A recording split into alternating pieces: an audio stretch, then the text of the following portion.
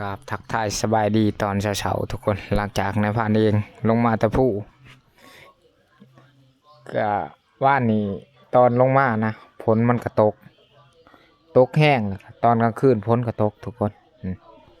ตื่นเช้ามากค่ะบรรยากาศกันแจ่มใสนะต้นไม้ใบหญ้านี่ก็เขียวเพราะว่าฝนตกนี่ก็3-4 งวดเลยเอากับพาน้องจูเนียร์ออกมาย่างเล่น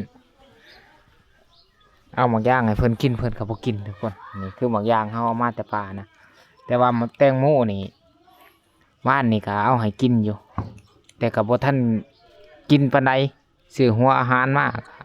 บ่ทันกินแต่ว่าหากินหญ้าหากินหยังนั่นนี่ปล่อยเพิ่นออกย่างเล่นหญ้ามันเกิดให้ปล่อยให้เพิ่นกินตามอำเภอใจเพิ่นก่อนนี่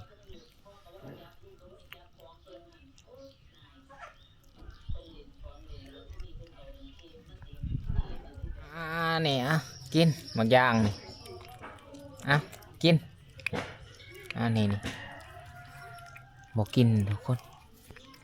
จักดูดกินยังดูดกินกระดูกหรือยังนี่แหละยำกดแกดมาจูเนียมแล้วนะแตงโมนี่ก็กัดบลายนี่เอาคนถ้าว่าเรื่องหญ้านี่เพิ่นมักหมดแดงเด้อ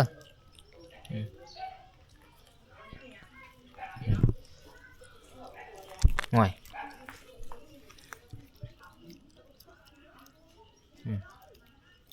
ในหมักใหม่บอกกินว่านนี่มาว่าสิแวชื่อมากล้วยให้เพิ่นเบิ่งนะแต่ว่าหานเขาปิดเลยบ่ได้ชื่อโอ้ยดินอ่อนเพิ่นกระดุดได้อีติจะดุดกินหยังแซ่บบ่ยำกุ๊บเก็บ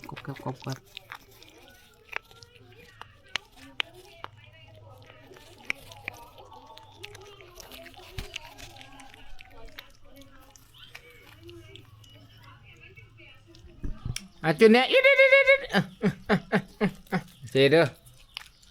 เห็นไหมอารันจุดเนี้ยอารันเล่นไปเอาเชเบิ้งบ่แม่นแนวกินกินเบิ้งนี่จุดเนี้ยหลังจากกินข้าวกินน้ำแล้วนายพรานก็สิเอารถไปแปลงนะเพราะว่าต่อไปเฮาก็สิเอารถมอเตอร์ไซค์เดินป่าทุกคนหลังจากเฮามาแต่ป่านี่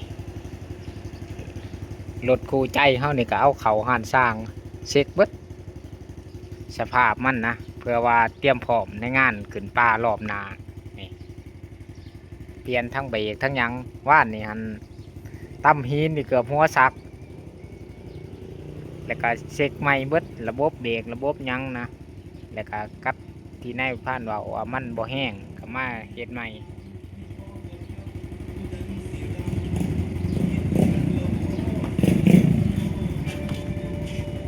เบรกเขาใส่ว่านนี่นะใส่มือขึ้นผู้นี่ก็ฮักเลยเพราะว่ามันต่ำเลยมันกระทบนี่ก็สิเปลี่ยนใหม่ทุกคนร่วมเบิดกับโอ้หรือว่าทุกคนอยู่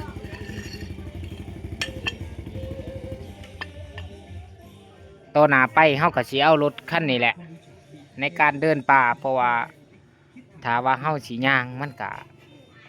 นับมือแห้งนับอายุหลายแล้วก็มันเฮ็ดให้เฮาหันล้าลอยนะก็เลยย่ำแหลกย่ำใจแหละเฮาก็สิเอาเดินแล้วก็ยังสิเปลี่ยนย่างหน้าย่างนอกย่างในเปลี่ยนเบิดนี่แต่ว่าตอนนี้โจ้ไว้ก่อนแปลงไปทีละหน่อยนะดูสภาพส่วนมากเข้าบ่ค่อยได้เช็ค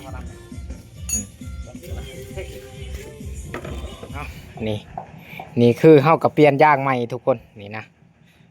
เปลี่ยนย่างนี่เฮากับซานใหม่ร่วมแล้วนี่ก็เฉพาะนี้ซานใหม่นี่ก็ตกอยู่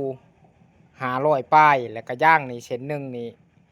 200ป้ายนะ270 บาทและส่วนที่เหลือถามว่าอันน่ะเฮาก็ยังสิมาเปลี่ยนย่างหลังอีกตอนนี้โจ้ไว้ก่อนเอาซ้ำนี่ก่อนเฮากำลังสีม่างย่างตัวนี้มันเป็นย่างเว็บไอนะ แล้วก็สิไปชงน้องเพราะว่าเมื่อก่อนหันนายพรานก็คือหัวแหละบ่มีก็เลยเอายางของน้องมาใส่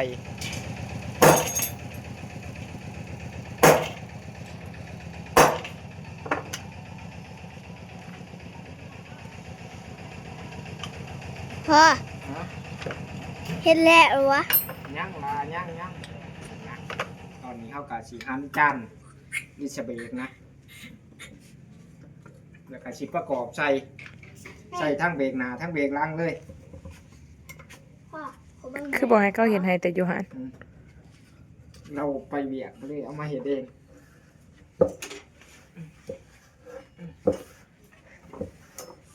อืม พ่อเขาจะเสียเปิดบุญ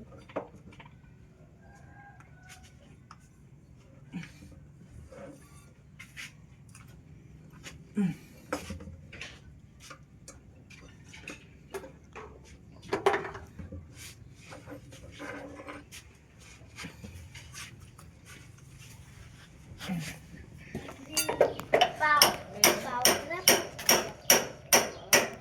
อย่าเรียนหัวเทียนรถพอ มันใหม่บ่นี่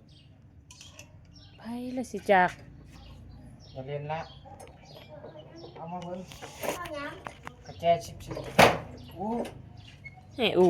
ก็เป็นบ้า เอาหยังเลยคุณน้องบ่พอคุณน้อง บัด คุณน้องบ่พอ ฮะคิงรถตัวนี้คิงรถน้องแล้วก็อนามัย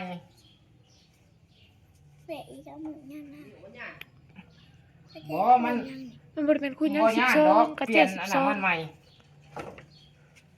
พ่อกระเจี๊ยบคุณ12บ่นี่ โอ้เอาเนี่ยเดี๋ยววะ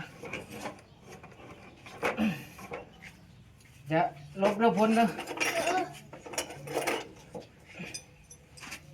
เหี้ยกูเจ็บ บ่เคยถอดน้ำมันแล้วนี่แล้ว นี่คือกันเจ๊12 เอาสิเอาไปชงเขาโอ้ยเพื่อสิเอาออกได้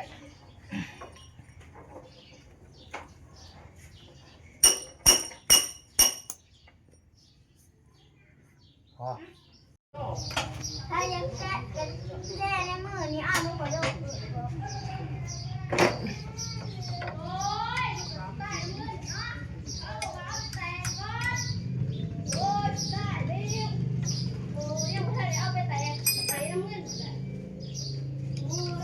ุณย่านี่จะหายจากโกงมานะบัดนี้หายอยากได้เงิน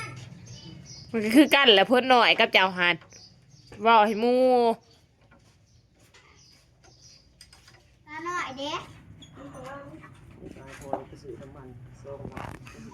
ว่าเฮ็ดของหมูตัวเอง บักอลันมา ร้านนี้ไหมมาสีมาเปลี่ยนดิสเบรกมัน เบิดว่า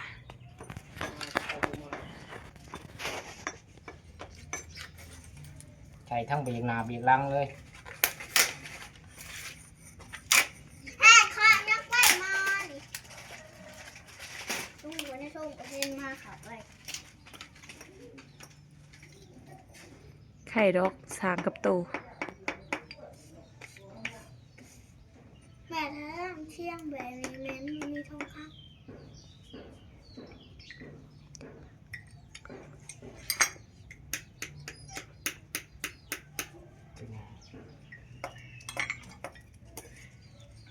นี่นะอลันหน่อย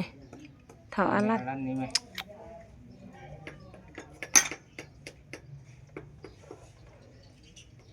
ว่าจะมาเสร็จแล้ว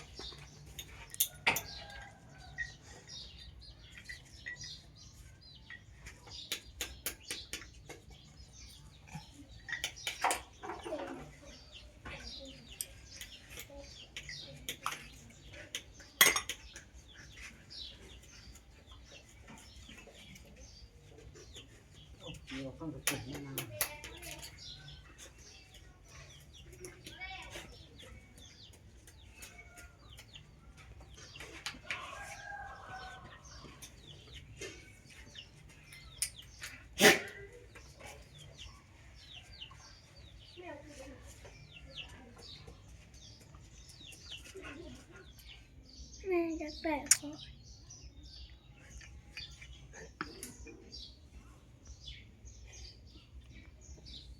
หลังจากเอาเบรกเขาแล้วเฮาก็สิไล่ล่มดิสเบรกนะ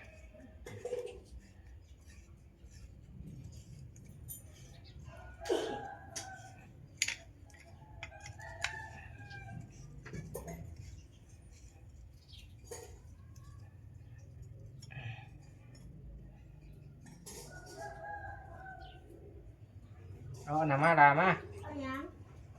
อันนั้นแหละ กระแจ อืม กระแจหุ้นกระแจหุ้น1ช่องเหรอ แมนเอามา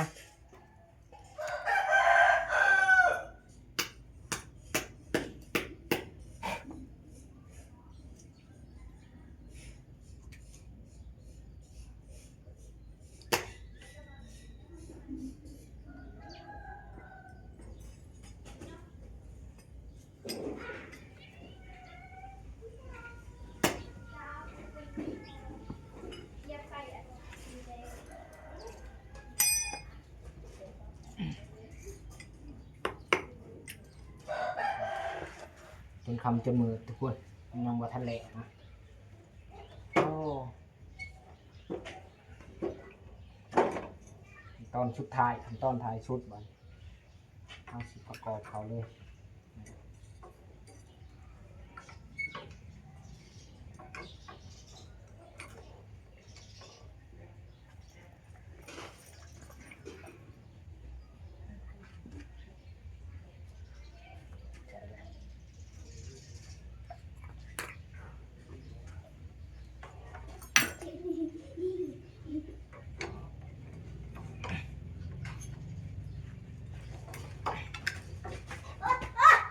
มาจะใช้ละ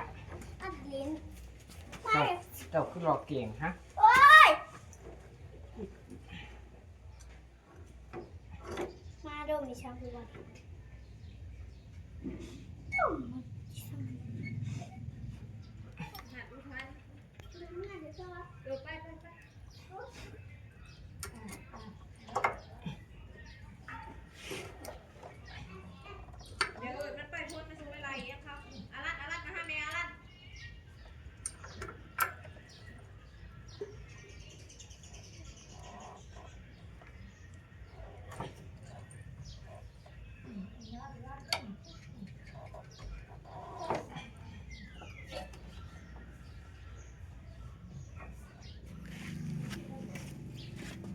โอ้ยเจ็บคำจนมือทุกคนเลย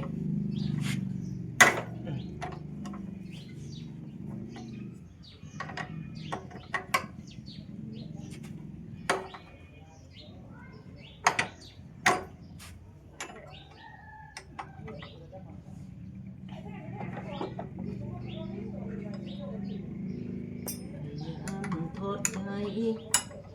งานทางพันอายมีรุมมีโบยันดียัน